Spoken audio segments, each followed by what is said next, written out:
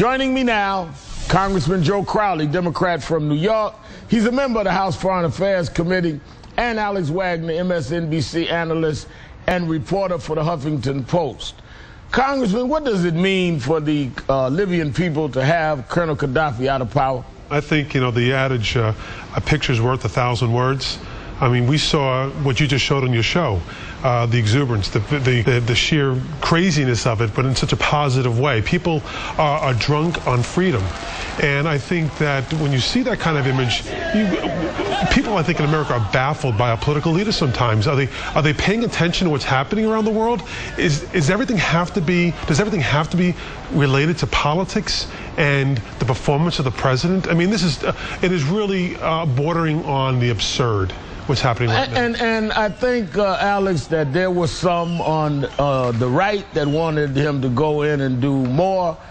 There was some of us on the left that didn't want to see us go in a situation like this in regime change and all, where America got involved in a way that did not make many of us comfortable. Sure. But you can't deny that what he said he was going to do is what he did. Yeah. So, I mean, what are they talking about in real language? Well, it's partisan bickering. It's partisan politics, I think, as the congressman so eloquently said. This is freedom, and it is a powerful, powerful thing. And to sort of use the opportunity to say congratulations to the president and then kick him in the shins in the same move, I think, is unfortunate. And you look at sort of the trajectory on this, and there's been a lot of sort of back and forth with,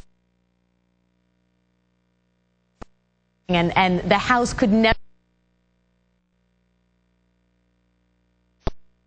to sort of call for a withdrawal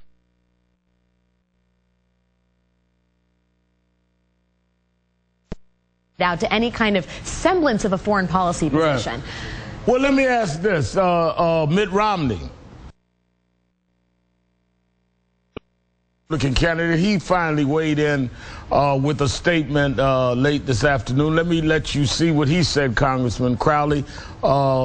He says that he backed, this is a statement by one of his spokespeople, Mr. backed airstrikes and a no-fly zone to prevent Colonel Gaddafi from attacking his own people, but criticized Mr. Obama for muddling the mission, expressed hope that Libya will now move toward a representative form of government that supports freedom, human rights, and the rule of law.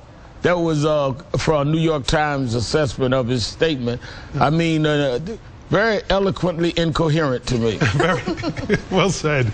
But what's really, what I see missing the whole point here is that they don't know how to acknowledge success. And what I would say to President Obama, Abraham Lincoln had his detractors during the Civil War. Roosevelt had his detractors during World War II. He's in good company.